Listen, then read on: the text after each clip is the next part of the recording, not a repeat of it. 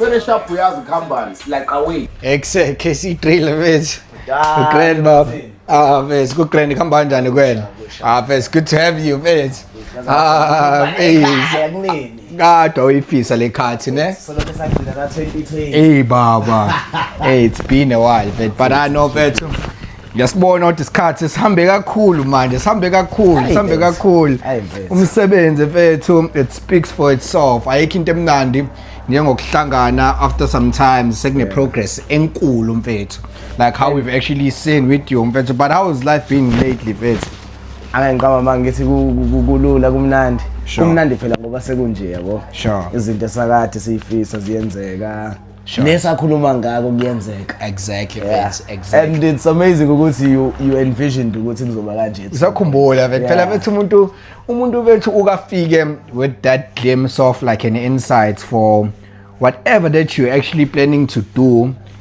kuthola ukuthi one day when you meet kubuthi hey but we spoke about this yabo nje ngithola i-invite ezala into ebengikade ngi-excited ukuthi ngiza la ngiqale ngacabanga kona ukuthi sihlangana ngalo yanyaka sakhuluma washo ukuthi ayikuse zohlangana ntwana arofu i-potential nawe uyibona sihlalele sikhundela ngalesi sikhathi so it's super exciting ukuthi umuntu owake wakwazi ukubona uzenzeka into kanje uyongibona sekwenzeka so Nawe siyambonga uNkulunkulu mfethu all things works for the good for those who trust in the Lord mfethu okay well undumiso mfethu mina ke mfethu ngikhule edladleni mfethu ngikhuliswa mfethu ngegospel I don't lie to you yabo so izwe mfethu ngiyahlonipha but you understand the depth of your name ukuthi njengoba undumiso ukuthi indumiso kaNkulunkulu kuchaza ukuthi iyovela ngawo you understand that mfethu so I'm sure ne oledi manje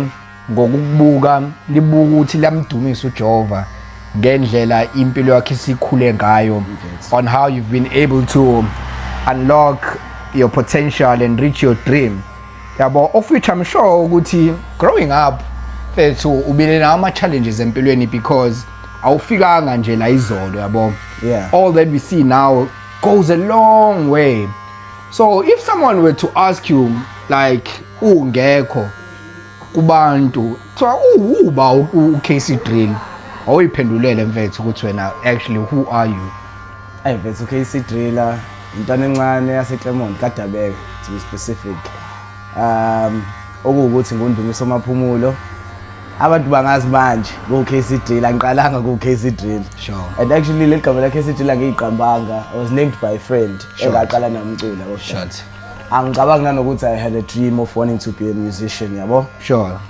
phela umculo ngawenziswa omunye umngane nami nganguthanda music but ngangathanda ukuthi mhlawumbe ngifuna ukwenza or something like that ngangithanda ukulalela I was a huge fan of Casper cabanga ngefarewell yami ya grade 7 ngangiluke igoda la Casper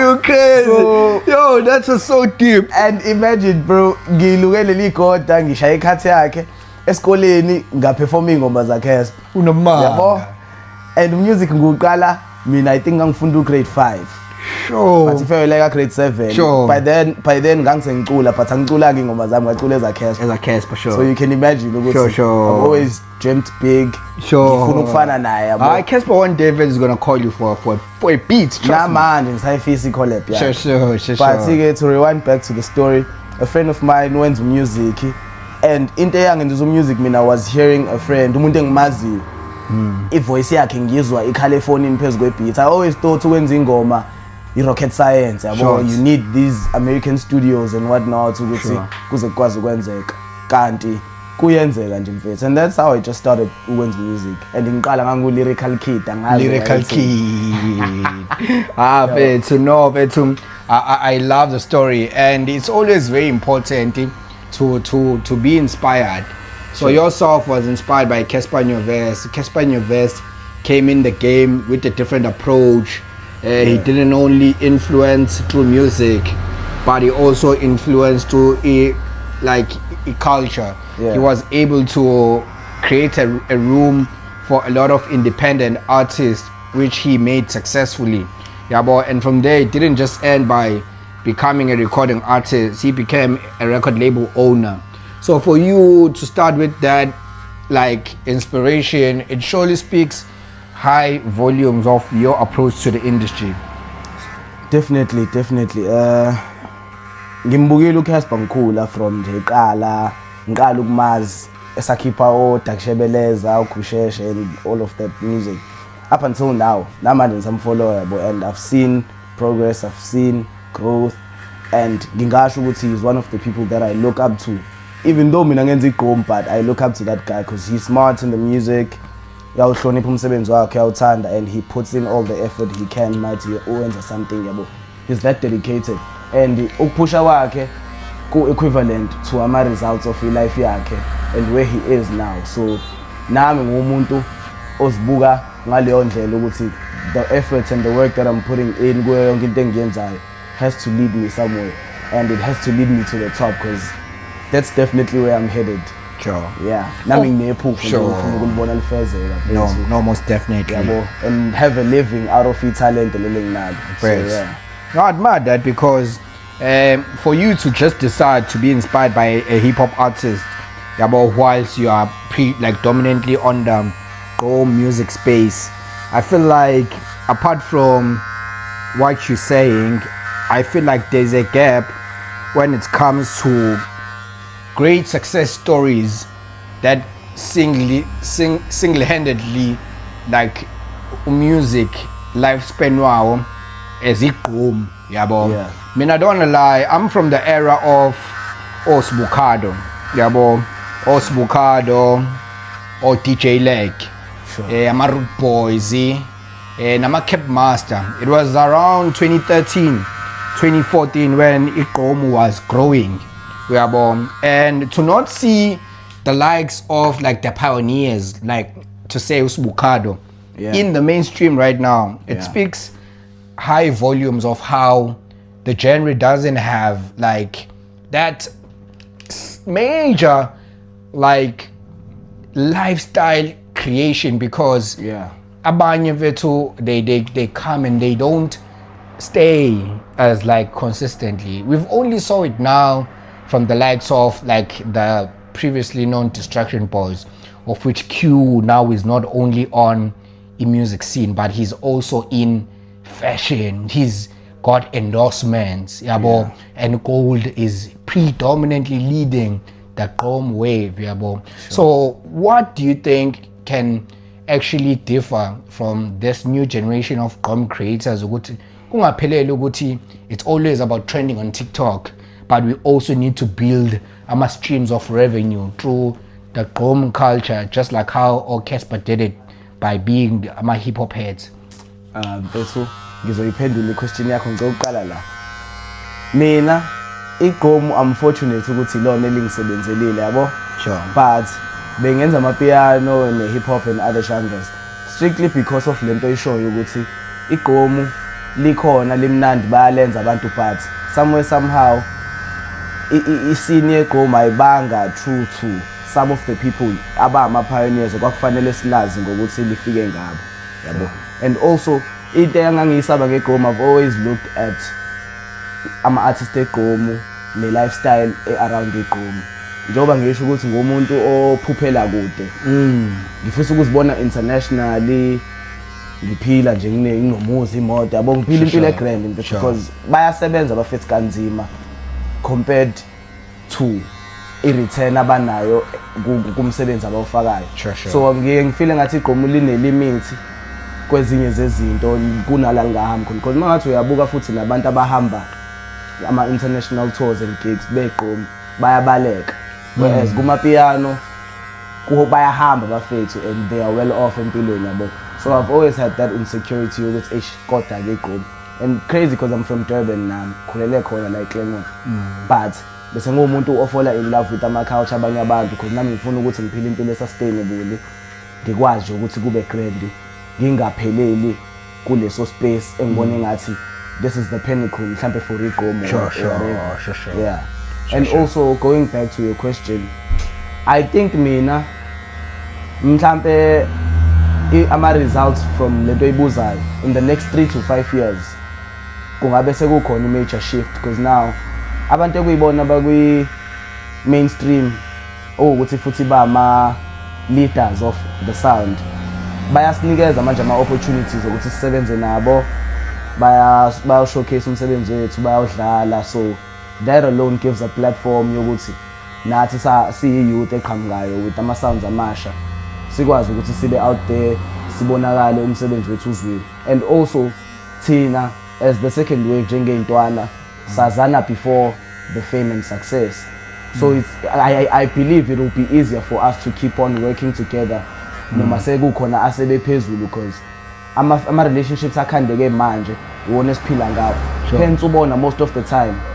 ngizolinganisa ngama event makuthiwa khona i-event mhlambe eLondon or eMlazi or eClermont or kuphi they are mostly dominant of the newcomers and the kids and ayagcwala ama line up akhona primarily because siyanikezana sisodwa amathuba siyakwazi negotiate ukuthi ama profes ungenza i-event ngicela uzongisupporta even if kuthiwa mhlambe I don't have a budget siyakwazi but ukunderstandisana sis out of time mfethu a favor for a favor ngizofika ngizodlala kwi-gig yakho fika uzodlala kweyami vele ke so DJ masiphume ema-gigini most of the time siya studio kuyasipana we collaborate so that builds a solid relationship amongst us all so kuyothi noma sesifika phezulu kube into yokuthi siqhubeka ngale routine ebesivele siyenze before the success and the fame so ngiyacabanga ukuthi ukungena kwethu njengama newcomer nabantu abasa-fresh futhi who are definitely hungry so wazi ukubambisana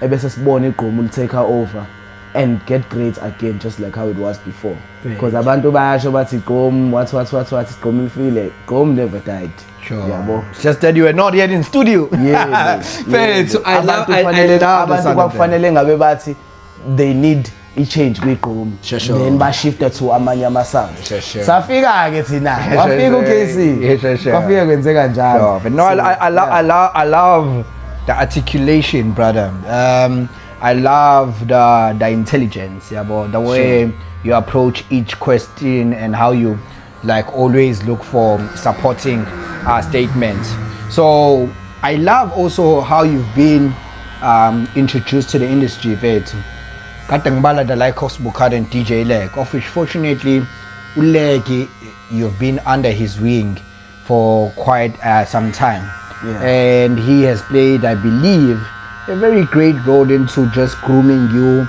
and making you understand how the dynamics of the game because most of the time ukusebenza nama mentors kusiza ukuthi si avoid ama mistakes are unnecessary as much as they may say ukuthi you learn from your mistakes but some people say it's always better to learn from other people's mistakes of which I believe you've done so great Leggy he's one of shout out to Leggy I was in grade 10 could drop you ice drop boy ice drop of it too made him big boy Lord Leg has been a pioneer in the industry so how has that been for you to be under his wing and to learn like quite a few tips in order now ugcina ukuthi ukwazi ukuthi ube introduced in the game ngeke ngize ngiqamba amanga mfethu it's been a great pleasure ukusebenza noLeg yabo because I believe also iphupho loproducer abaningi uLeg is big dog and outside of ukuthi sikhule elokishini elilodwa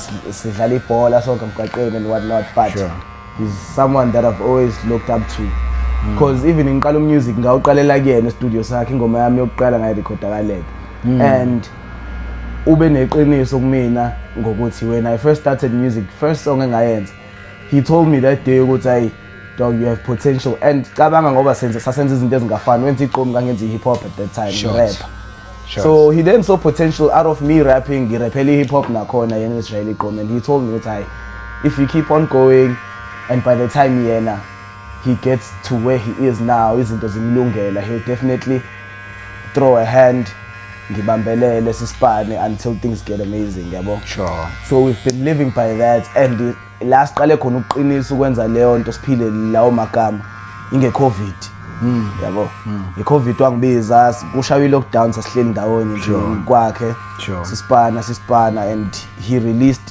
his first album ngangikhona kuyona ngabona lapho ukuthi okay kuyenzeka yabo and nami because ngumuntu one-experience ngiproduce ama-sounds amaningi ngilokhu ngizama ukuhlanganisa from different aspects kwangisiza futhi lokho ukuthi i-skill sami nami sikhuphuke because also for someone like Leg you need to come with something different ngeke uvele ufike nje as a regular producer uthi hayi nakho ngiyashaya igqomu yini angeke akwazi ukuyenza ozokwazi mhlawumbe ukuyenza wena those are very important points because whenever a great person I think that's like a gem for everyone to just like take for themselves ukuthi whenever like you enter a space of great people you always need to try to bring something bona they cannot offer for themselves. Exactly. Ayikuthi abantu abacabanga kanjalo. Ngicabanga iyona enye into futhi ephutheliso producer umuntu uyaproducer athi mina ngishaya igqomu stick igqomu nale sound afuna ukuyenza yena. Not thinking ukuthi sometimes you have to commercialize music. Ngihlala ngibatshela ko producer ngisibafethu asusingawenza music ungalishaya igqomu lakho but also think of the commercial side of it. Sure. Yabo. Enza music ozo accommodate radio and the music also accommodates different crowds. Igqomu lingabe selibe igqomu lokuthi lokudlala ebusuku because liyadlala eradioini. Ngeke umuntu omdala alilalele because li accommodates a specific crowd. So me with the experience of knowing how to produce mhlawumbe hip hop, afro beats, amapiano, ngiyakwazi ukuzwa ukuthi nawo ama sounds are dominant mhlawumbe on radio. Then ngithatha lokho fuse it with igqomu create a sound that's going to be familiar namadleba abantu and also ibe ne vibe ezokwazi uaccommodate wonke umuntu hence uzona engiyasindelwa kanje engiyasindelwa mangathi ubona iproject yakhona angana nothi nama tracks amangaka amaphathini asetshenzisiwe to make it come to the way it is because iphethe izinto eziningi ezingafani because in as much as kwakuye ngiyasindelwa before ngene I also had to contribute abantu bezwe sound yami and at the same time I had to accommodate Ulek ukuthi Ulek wenze igqomu. Short. So, no, but I love the way you are so equipped with knowledge. Speaking of how you played a part on Ingiyasindelwa on 2024 you once got to be on the mainstream True DJ like as we mentioned. You worked on it had a boss of which it didn't just end as a single, it also grew to become a remix featuring the multifaceted creative artist Robot Boy and also the pioneer of South African music DJ Maphorisa. So for you to be in that stage, how did you actually manage to be like the KC Driller that shows up and delivers whenever he's needed? Because it's Amalanga fans, but for you to always say, oh, KC Driller, oh, okay, expected. How did you set that trajectory for you to deliver the work that you produce? Okokuqala angiqale ngokubonga uLeg. Sure. uLeg has played a very crucial role in crafting lento engiyiyona. I think i-confidence yami where kunoma ngabe ngena kuliphi room I don't tell myself khona umuntu engitswephu kunaye or khona umuntu engijanjani kunaye but ngenza lokho engikwaziyo nalowo muntu ozofika nokwakhe wenza akwaziyo yena yabo. Yes.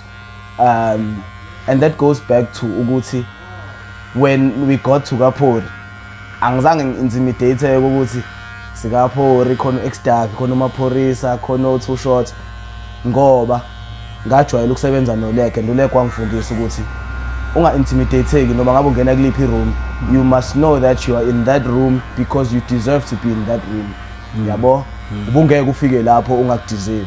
So nathi njengoba singena Kaphori ingoba ihare boss yayisishaya ama numbers are serious and for uPhori ukuthi avume ukuthi abe part of i-remix it's because that was a great song. So ngakwazi nami ukuthi ngenza ubumina ngingatatazeli and mind you after that session uPhori wasihlalisa phansi noLeg wathi ayiLeg lentwana le iyashisa ungayiyeki if come to a push futhi vula ngisho icompany uyithatha uyibeke eduze kube wena umuntu oyikhulisayo oyenza ibe star. And uPhori shothi kufana nothi usephinda lamagama ayikhulunywa uLeg kudala ngisaqala ukuthi mase right yena will make me a star and manje usewezwe ngomuntu onjengoPhori obig. So sekuyinto vele kuthina soba uthu sesibona ukuthi okay shothi into ekhona khona into eyenzakala if the next person sees it then why not? Let's Sure. just work together. Sure. Sibone ukuthi kuhamba kufika. Sure. So definitely mfethu I was grateful angeke ngize ngiqambe amanga. Up to this very day nje futhi kwakuthi nginengoma noPhori. Sure. Nangithi mina mhlawumbe into yothatha 20 years. Sure. It happened like initially, Feds. Yeah. Yeah, Bob Feds. Sure. We've seen your great sensation on how you were able to diverge and also produce beats and freestyles on top of those beats. Yabo amunye umuntu angaze ethi mhlambe umthembu ngokushaya amateam yabo leyo nto fethu. So mawusha i-beat fethu usuke usuna rhythm noma uhlanganisa fethu okuhlanganayo mase now usuyathuka mase ubone ngathi I think I've got something. Well, it depends on the mood, where I am, and how hard I'm craving ukuthi ngibe se-studio. Sometimes kuyenzeka ngibe ne-idea ngisemgwaqweni thothe ekhaya ngithunyiwe mhlawumbe enqoleni ngiyothenga ama-veggie. Sure. On my way back ngihamba ngicabanga something, keep ifoni ngizirekhode ngomlomo, then mangifika e-studio ngiyoshaya leyo nto. Sometimes ngiyabhoreka ngikathola ukuthi hayi angazi ngizoyenzani, akukho ukuthi mhlawumbe ngizozula. Anginayo into engizoyenza ngihlala e-studio ngiyisipanele because manginesikhathi esi-free I prefer to use it in the studio than to just relax. Ngoba mangihlala khona abantu abasebenzayo. Sure. Yabo, and the minute you relax awazi mhlambe is the minute obuzokhipha ngale hit.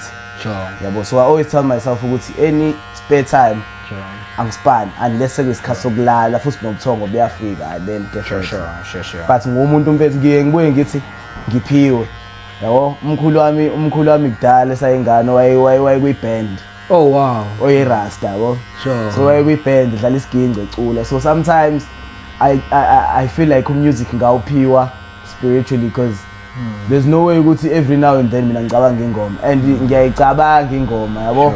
Ngiyacabanga ingoma if I'm running out of ideas indlela engiphumula ngayo from i-beat block. I-beat block mangishaya kwiqomo ngizihamba ngiyoproduce ingoma amapiano. Sure. Mangishaya amapiano ngizozikhumbuza ukuthi konje hip hop ngangishaya kanjani yabo. I'm always consistently trying to be in the loop. Sure. Ukuthi kungangilahlekeli ukuthi okay ngikwazi ukwenza lokho ngikwazi ukwenza lokho because namanje sengidominant kwiqomi lona elingisebenzelayo but angiziyekile lezo ezinye because manje kuyofika omunye umuntu oyofuna ukucollaborate kumele ngikwazi ukuba nendlela yokum-accommodate yabo ngingakhali ngithi ungagcina ngo-2023 ukushaya le sound angisekho sure kumele ngihlezi ngi-ready. I love your versatility, Bafo. And it confirms the famous quote that goes by ukuthi it's always better to be prepared for an opportunity and not have one than to have an opportunity and not be prepared. Sure. So that I actually advocate for that. Speaking of how your music calling transcends from your great ancestor umkhulu wakho to you being like this KC Driller. Recently I saw a very emotional video. I think it has like one of the most liked videos on your TikTok whereby your mom is vibing to your latest released Arnold Schwarzenegger Terminator. Kanti kwenziwani? Wait, uma wakho, how did she manage to accept to the notion ukuthi okay, my boy is a musician, DJ, producer, of which emakhaya leyo faculty vethu or leyo career, leyo profession noma leyo artist vethu most of the time it's associated with like the dark life yabo. Yeah, definitely. Yabo bazala yakho umzalo ohlezi ethi hayi awuhambe kuyodansa ebusuku yabo. Awuhambeke vethu uyojayivisa abantu yabo leyo nto. Abazali vethu abayifuni leyo nto yabo. One of the things abahlezi besikhuza kuzona yabo leyo nto. But when how was mom vethu sibonge vethu ngokuzizalela indumiso yako uMaphumulo yabo. So how did you like she was able to allow you and support you? She vibes to your home song vethu yabo. Ngibone shaya clap cause kwashintsha amagiya yabo with Terminator. Like how did she like contribute to your path? Mom, you are a super mom, first thing. Sure. Kwakungekho lula futhi ama eqambela amanga because uma knows how intelligent I am academically yabo. Sure. So wayehleze ufuna ngifunde nami ngikhula ngisayengana ngimthembisa ukuthi ngizoba udokotela. Sure. But ngaqala ngokudlala ibhola before the music. Sure. She never supported ukudlala ibhola ngoba wayehleze abantu ukuthi abalimala bayaphuka yabo. Sure. Until I got an opportunity yokuthi ngiyodlala eGoli. Sure. That was the first time she told herself ukuthi she'll relax and let things be. Sure. Angihambe ngiyozama ngihluleke mangihluleka kuphumelele makuphumelela ngahamba futhi ngadlala ngaze ngafika kwi-academy ye-Pirates ngalimala ngabuya. Sure. Kwayela futhi asho khona ukuthi hey yabo leli bhola ngangikhuzile kodwa indaba yami. And then by the time ngifunda grade 10 grade 11 ngangisengumuntu othi hey ngikhulume noLeki ukuthi uLeki uzosebenza naye wara and ngakubambelela kulokho bese ukumbona umuntu okotela imoto kuthi uyahamba kuthiwa make wadedela uyalimala ngabambelela kulokho and I told myself ukuthi hey this is what I want to chase. Sure. Fine ngasho kuma ngathi ngizodokotela this and that angikwazi ukuba na something ezophinde ngiphazamisa. So by the time ngenza umatric ngacela kuma ukuthi hayi mama ngiqeda umatric ngicela ukuthatha igap year. Lo nyaka enguthatha we-gap year iwona nyaka engifuna ukusebenza ngawo ngiziprove kuwena. Uma ufeyila ngibuyele esikoleni or ngiyofuna umsebenzi ongenza whatever ifuna kuyobe kungihlulile. And then she agreed to that. Nakhona futhi evumele emzimeni because she did have an idea ukuthi lento ye-gap year ayikho. Sure. Abantu bathi bathatha ama-gap year umuntu agcina seyithathe forever. Sure. And unfortunately ngayithatha i-gap year waphela futhi unyaka wami we-gap year kungahlangana ngalutho. Ngonyaka olandelayo saba nenkulumo ukuthi ke buyele esikoleni wathi nga-apply fortunately ngangathathwa ndawo.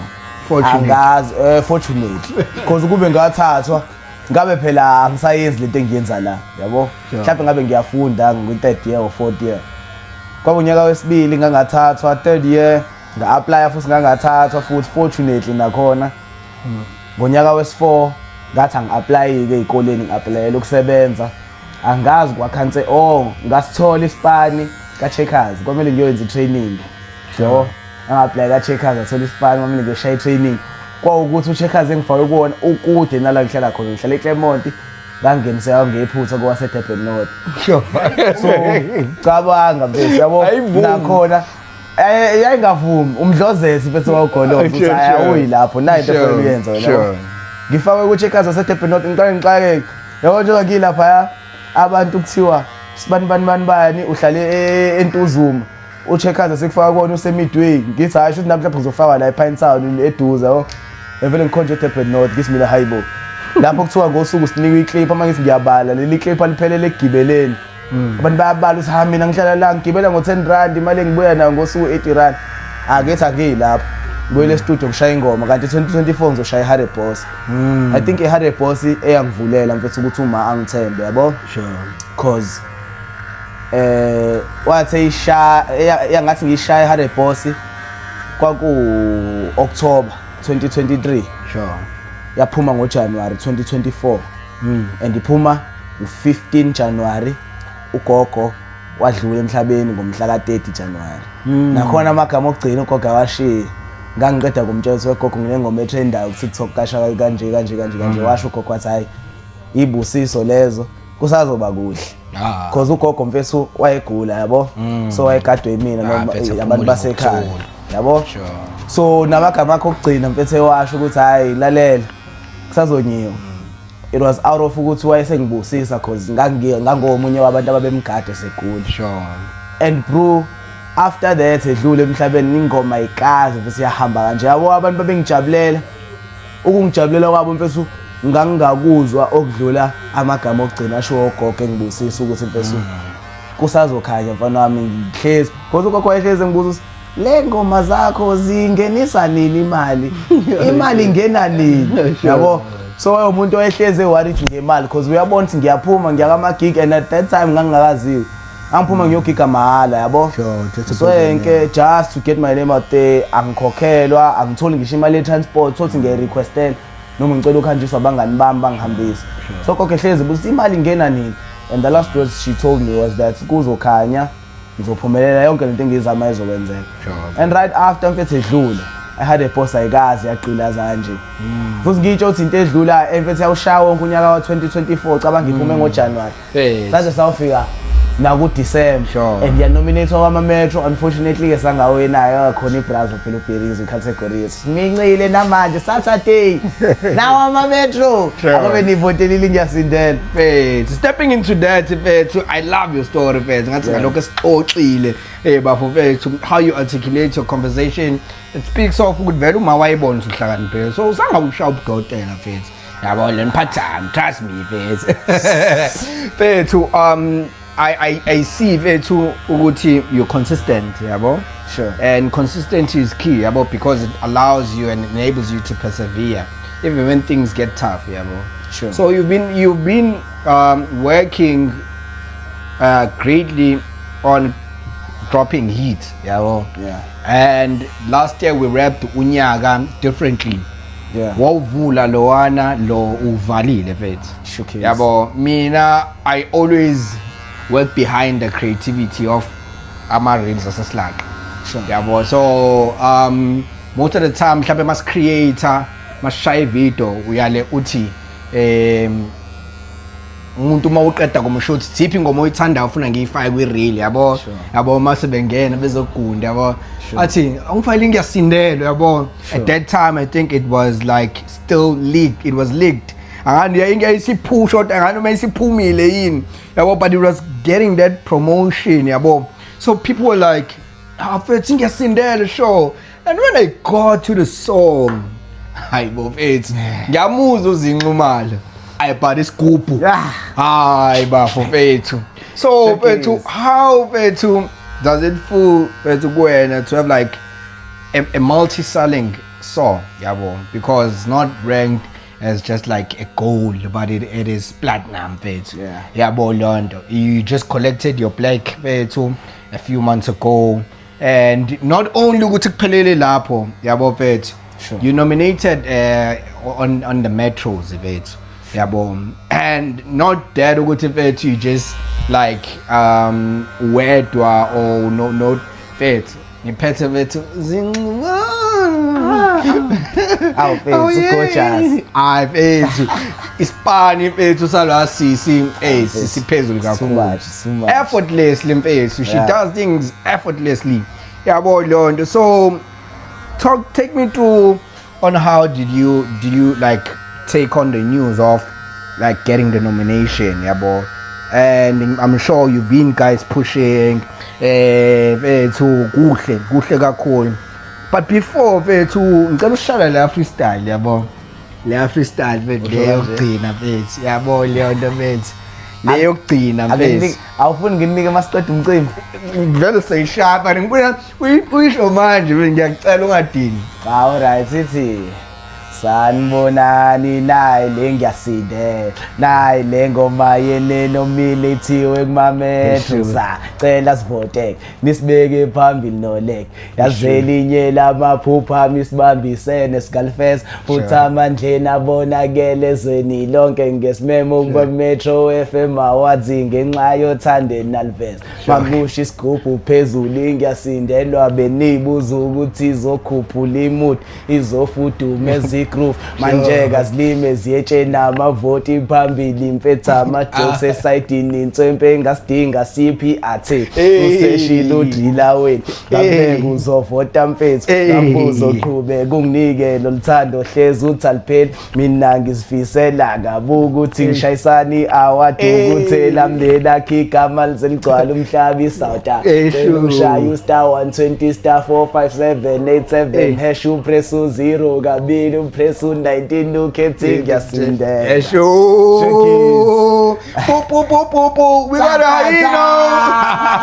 I my puppet I ngathi wena wabhalela uzile la verse hayi lutho mina ngafika ingoma isiyenziwe and to tell you ingasindela ye 3 step sure namanga ngiyakutshela the 3 step song ngiyakhuluma ngokusindela vele njengoba isho yabo but there's parts that I cut out ngawasusa from the song because yeah more into detail ikhuluma ukuthi impilo inzima kubhlungu siyazama kodwa ukushintsha isimo nani And when Ulek sent me the song, he was like, what do you think, yabo?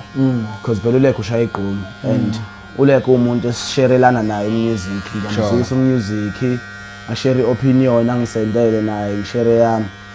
So when he sent me ngiyasindela, I told him the song is good. I just don't think it's a great idea for when as DJ Leg and as a brand ekuthi uyiGqom King.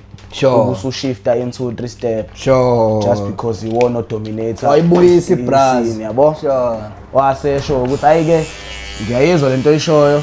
Awenze lento eyicabangayo ongayibona because mina sengiyilalele kakhulu as 3 steps so angazi ngizokwenzani. Sure. And then that's how I got the opportunity to be part of the song. Wangisendela ke file. Hayike.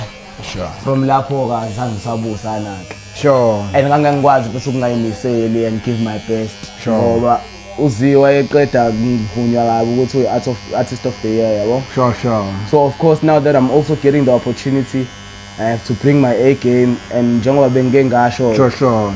Ukuba consistent and always doing the same thing over and over again. Kuya improvisana even when I don't need that. Sure.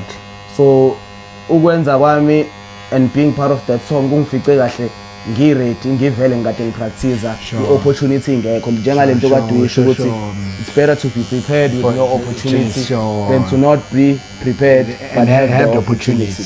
So nami kungifice mfethu esikoleni yabo lapho nginika udanki lawo magama ngiwasebenzisa.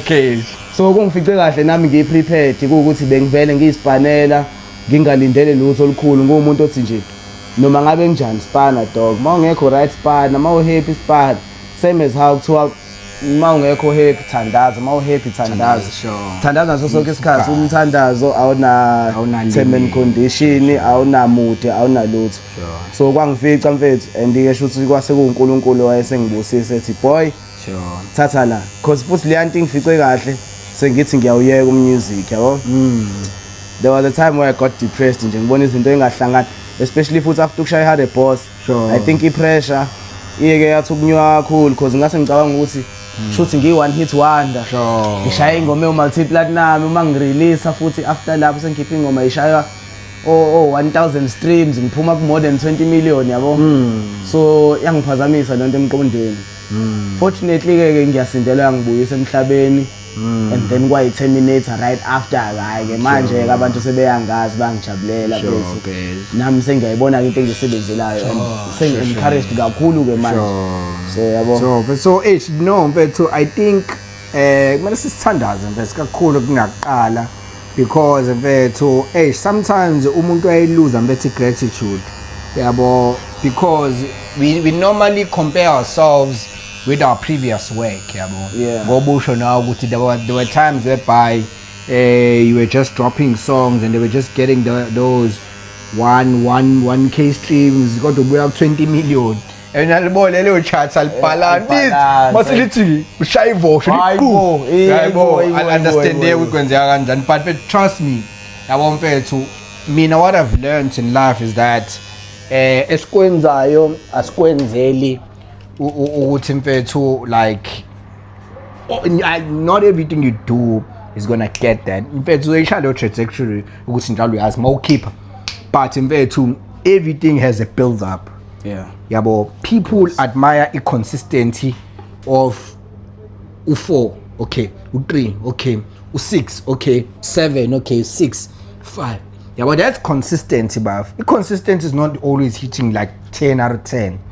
Yabo leon it piles up yabo ingakho kuthiwa mfethu the journey of 1,000 miles yabo begins with one step yabo. So even if to a next time or anyone yabo you go through life and you face ama phases of i-challenge whereby akwenzeki ngalendlela ebengilindele ngayo but kuthiwa you don't count like the match ukuthi iphelile if it's still like within 90 minutes.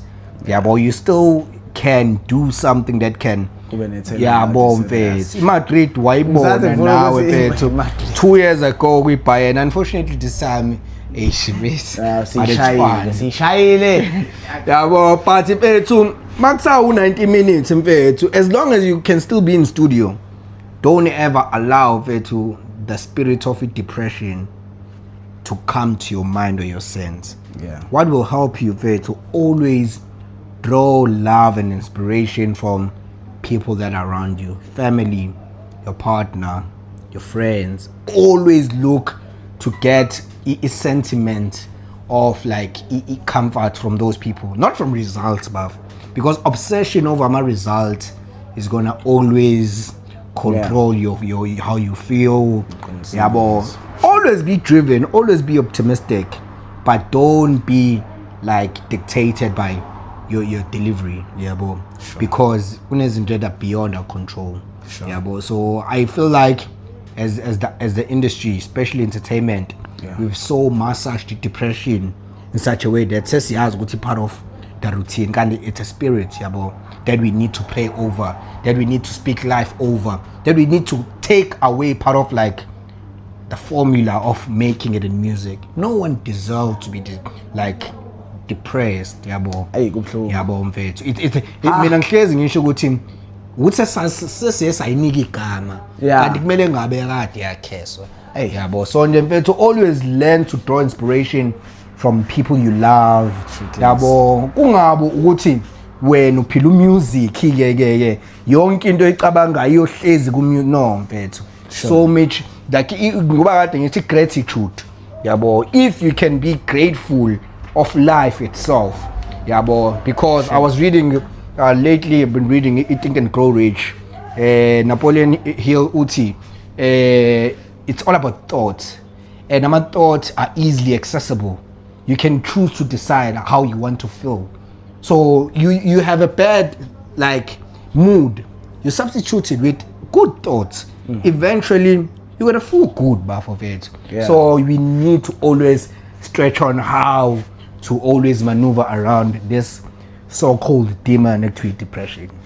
Showcase I wangikhulisa naye yamali engancishana. Showcase mfethu. No mfethu, it's been a great one. I don't want to lie. You've shared izinto that a lot of people are going to learn from, and mfethu uhlakaniphile bafo mfethu. Don't ever look down on yourself. I'm sure ukuthi you will be able, I speak life onto you, you will be able to not only be boxed around the music, like the making of music, but please may God bless you with the business perspective of music. I so wish you can grow to get like those endorsements. You can grow to build brands, build businesses, and may you also grow to like give back, be influential eClermont. Bazokutshela abangaziyo ukuthi ngudila wabantu. Bazokutshela bayazi. So definitely mfethu ngumuntu ofisayo ukubuyiselela ebantwini, primarily because mfethu abokuhlala kwami noLeggy mfethu ngingasho kuningi ngalo yamchitha.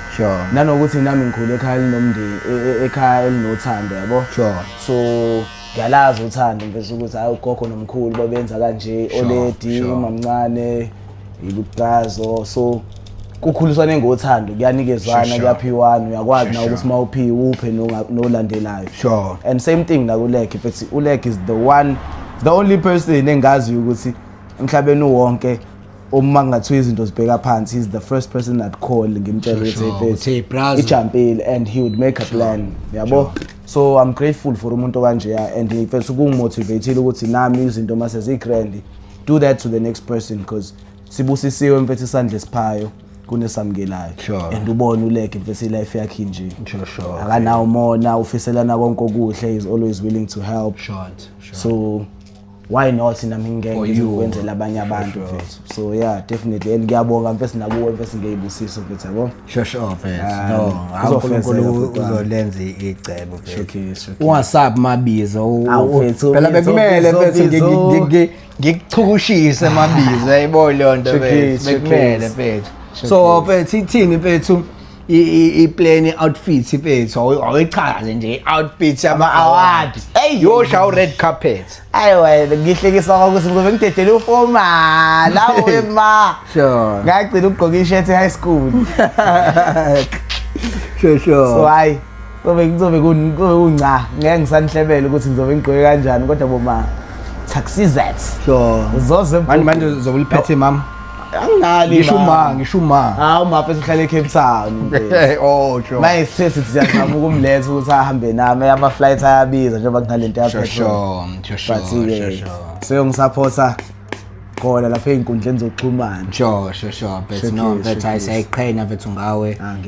Siyitheko nje bethu. And I'm sure ukuthi eClermont mfethu bayasabela mfethu bayasho ukuthi I know mfethu. One of our own, yabo, entering great studios, to great spaces, and to having to also to be part of image of it, yabo, metro ceremony, yabo, because it's one thing to do great work, but it's another once your great work it gets recognized on international stages, yabo, yabo. So unyaka bethu usuzoba partner nendawo. Just tell me that one artist you wanna work with, yabo, apart from the Gqom scene, yabo. Just that one artist you surely wanna work with, umuntu that you're looking at to like being in the studio with. Gabza the Small. Showcase. Gabza the Small, Nasty C. Sure. Casper. It's no, it's not funny, Gatolis. Yeah. But every person, Sure. like Tegwin, and I know for a fact, even apart from Durban, but to everybody wanna work with Nasty C. Plan their out. Like all interviews, you can go back if it's everybody will Sure. wanna work with Nasty. Yo, Nasty is super great. Nasty is amazing. I also wanna cut his hair. Sure, but serious, but super great. No, what did you learn from Nasty C? Versatility. Funde kuyena yabo. Sure. Cause uqala kwakhe from eqala music wa Nasty C mning like uNasty C ayikho into ongambekela wona ahluleke ukwenza njalo. Sure. So I know for a fact ukuthi nami if I were to get an opportunity to work with him, I already have an experience in majority of the sounds that he's been doing. So ngiyokwazi ukum-accommodate and give the streets something fresh, something they've never heard before. Sure. And mina ngomuntu who's always trying to go kuleyo lane yokuthi angenza into engakaze ngizwe mina futhi engicanisa abantu abakaze bayizwe. Because yona into ezosifaka futhi entweni. Sure. Yabo nje ngoba namanje ngenza iGqom, I try as hard as I can ukuthi iGqom lama lihluli. Because enye into eke yabuye yaliphazamisa was producer producing iGqom liba repetitive ingoma sicishe ziba identical zonke zifana. Yabo. Sure. So of course mangathiwa ngithola i-collab no-Nasty C. Ngiyezwa kune bridge le hip hop khona lapho. Sure. Kuqhube esinye spin kick ongakazi usibona. Sure. And actually senginazo ezikhona eziGqom hip hop ukuthi angakazi release because ngifuna ukuba ne-artist elilodwa elibig kuzona ezofranta leyo sound leyo yabo. Because of course mangikhipha mina ngiphusha mina, it will take some time ukuthi ngiyiphushe as an individual more than it being a thing mhlambe for example now Nasty C. But let me challenge you. About after the awards, please do like a TikTok challenge, yabo. Yeah. And you said you want to get Nasty C. Sure. Do that video. Do a video of that song. Sure. And put a bridge. And then we have to clean and mention Nasty until it's finished. Into engayenza ngisho kusasa. Asiyenze babe. Ukuprovela ukuthi hayi amqamba man. Sure. No, asiyenze babe. Showcase. And also speaking of you getting like that major recognition, but I won't call it local brands because our brands are growing to be international. Yeah. We have Makhosa, we have like Kipa too. Nambita. Sure. So which brand would you love to associate yourself with, like get that like merchandise? Yeah, like South Africa compared that's predominantly growing, yabo. Sure. Ekhona le brand angazi noma yasePretoria ngithandani noma yaseGoli. I-El Patron. Sure. I-Galaxy Boy. Sure. Makhosa, definitely. Sure. Yeah, I think those three. Sure. Top the charts. Then kodwa I'm open to any of our brands that would approach me because I'm not even a person that's materialistic. Sure. anginaki izinto zokuthi igama yini. Sure, no, I'm more in love with ama gadgets. Ngithanda ama game, sure. music. Uyadova ne? Too much. Yabona ke PlayStation, Xbox khule. Because entweni zokugqoka mina ngikholelwa ukuthi I just have to look good, smell nice. Give needs nje kuphela. Sure. So hence ngingazazi into eziningi ezitheni. Mhlawumbe ngingakathi futhi ngipay attention to ama brands, but definitely I'd be down to any brand. If mfethu bunalo ke imama mfethu, which is that like also South African restaurant yabo uthanda ukuya kuyona, maybe that like fast food or nje usungikathile yazi ngikhathe ngani ngokuthi kuye benginalo imama ngcono kube uthe yipi restaurant engiyithandayo ngoba ayikho restaurant engicabanga ukuthi ngingathanda ukuyisa umuntu othambile kuyona because I've never had an experience angwazi right. Sure. Okay, for your favorite restaurant yami.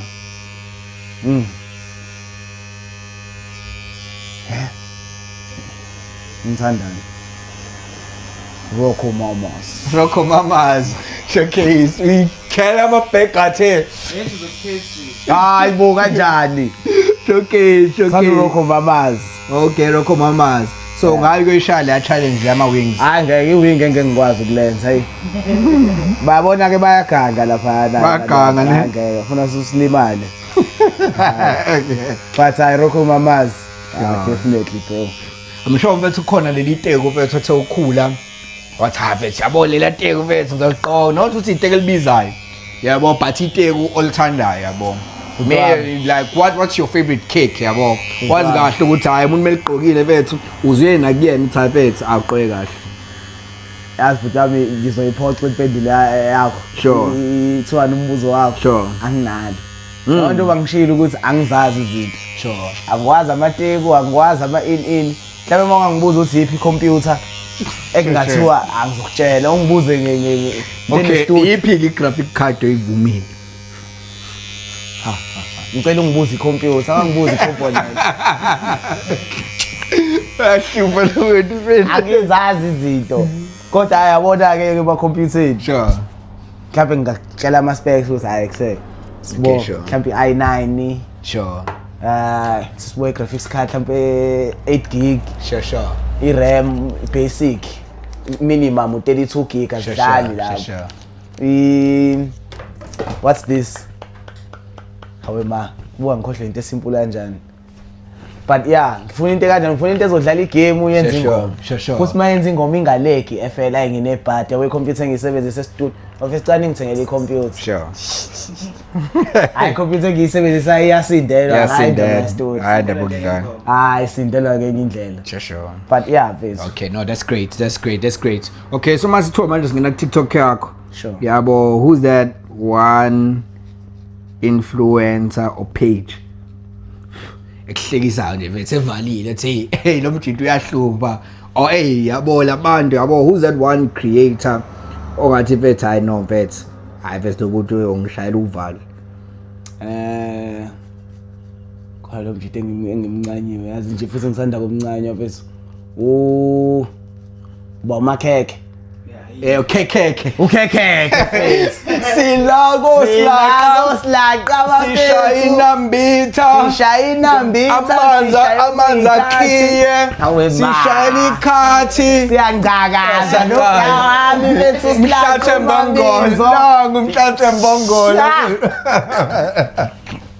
Fethu showcase ayinja khuleka mfethu akhuleka ke ngiyakho showcase mfethu. No mfethu, I love that mfethu. It's been a great one. So mfethu, you're gonna play us mfethu ingasindelwa, and also you're gonna play us mfethu iTerminator, right? Showcase. Sure mfethu. So before you close mfethu, what's that one like advice you'd give to the next generation of youth if today is your last day la emhlabeni? Hey bafethu. Ayikho lento yokuthi you only live once. Uphila kaningi ufa kanye. Sure. So nethuba nesikhathi ositholayo sokuthi uphile ujabule, make the most of it. Make the most of it, but also look after yourselves. Kungabi sekuthiwa ngoba kwathiwa make the most of it bese umuntu ayahlaphazisa yabo. And also thande wonke umuntu. Ujabule ufane nami hlezi ngibona ngismayilile ngihappy ku right. I try to be as best as I can futhi ngalendlela ukuze nomunye umuntu obesasanda ngazi nowangazi kudala ngisinoma sengingasekho angikhumbule ngesithombe esihle. Niye ukuba uhlupho. Niye ukuba uhlupho. Sure. Showcase. Afethu, ayithi rap afethu. Well done Ndumiso. Afethu, Ndumiso ngisimtshenile lo mjida sathi Ndumiso wa blind afethu.